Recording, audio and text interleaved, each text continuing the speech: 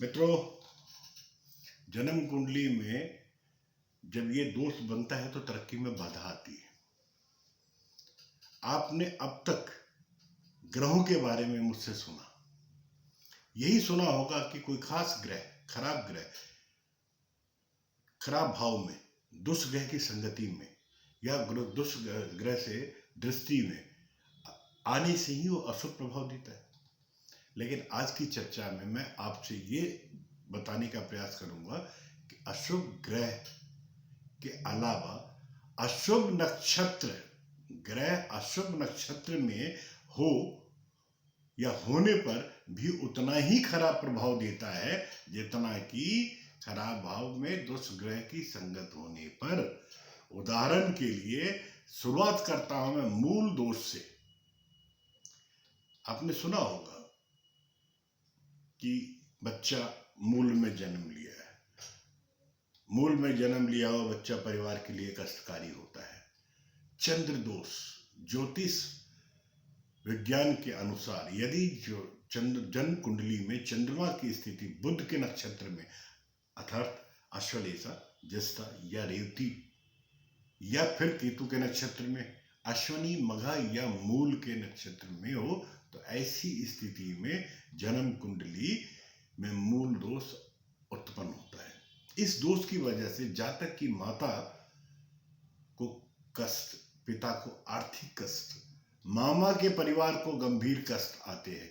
ऐसी ग्रह स्थिति को एक तरह से जातक की जन्म कुंडली में खराब चंद्रमा ही कहा जाता है, जिसके अन्य लक्षण भी है, जैसे कि जातक के जीवन में धन वैभव की कमी, पत्नी सुख की कमी, नौकरी की कमी, व्यापार में पैसा अटकने की समस्या।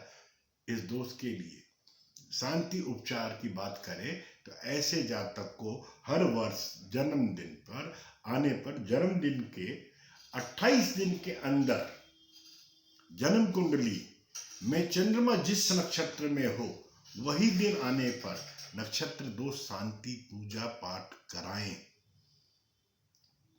ये एक विद्वान ब्राह्मण के साथ, विद्वान साधक के साथ हमें करा लेना चाहिए। इस तरह से जन्म कुंडली में हम मूल दोष का उपचार कर सकते हैं। मित्रों, इसके अलावा अब हम बात करते हैं सूर्य दोष का।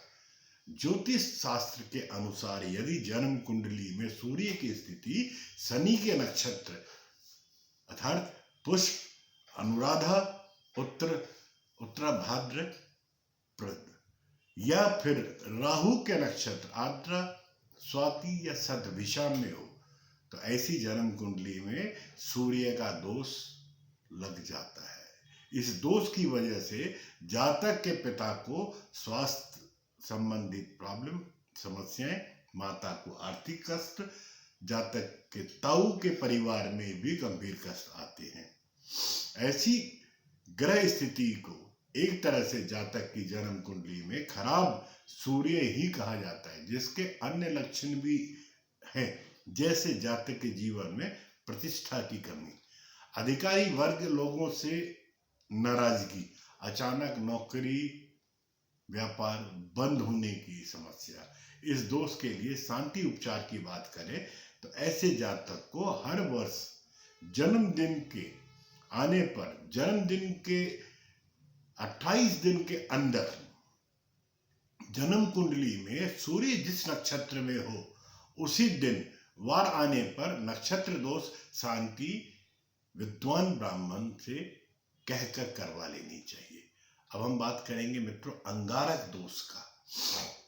ज्योतिष के अनुसार जन्म कुंडली में मंगल की स्थिति शनि के नक्षत्र पुष्प, अनुराधा, उत्तराभाद्र या राहु के नक्षत्र आद्रा, स्वाति या शतभिषा में हो तो ऐसी जन्म कुंडली में अंगारक का दोष कहा जाता है।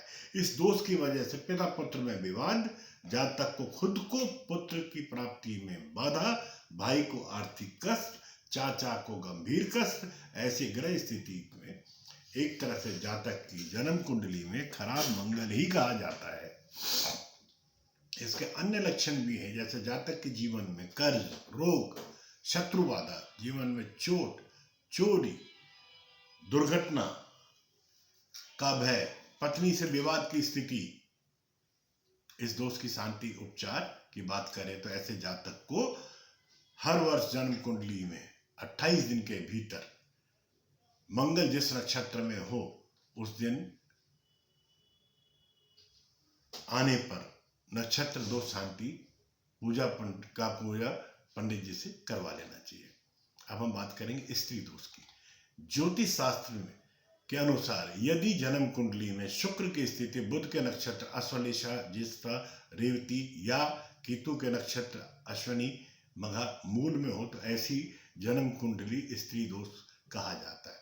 इस दोष की वजह से जातक की पत्नी का स्वास्थ्य, जातक को आर्थिक कष्ट, जातक की बहन के परिवार को गंभीर कष्ट, ऐसी ग्रह स्थिति को एक तरह से जातक की जन्म कुंडली में खराब शुक्र ही कहा जाता है। जिसके अन्य लक्षण हैं जैसे जातक के जीवन में धन वैभव की कमी, पत्नी के सुख की कमी, व्यापार में पैसा अटकने की समस्या। इस दोष का शांति उपचार की बात करें तो ऐसे जातक को हर वर्ष जन्मदिन आने पर जन्मदिन के 28 दिन के भीतर जन्म कुंडली में शुक्र जिस नक्षत्र में हो वही दिन वार आने पर नक्षत्र दोष की शांति का पाठ ब्राह्मण से करवा लेना चाहिए। मित्रों, आज की चर्चा यहीं संपन्न करता हूँ। अगली चर्चा अगले नए विषय के साथ आपके सम्मुख पुनः उपस्थित होता हूँ। जय मां का वाक्य आपका दिन शुभ हो। सब्सक्राइब तो कर ही दिया होगा आपने चैनल।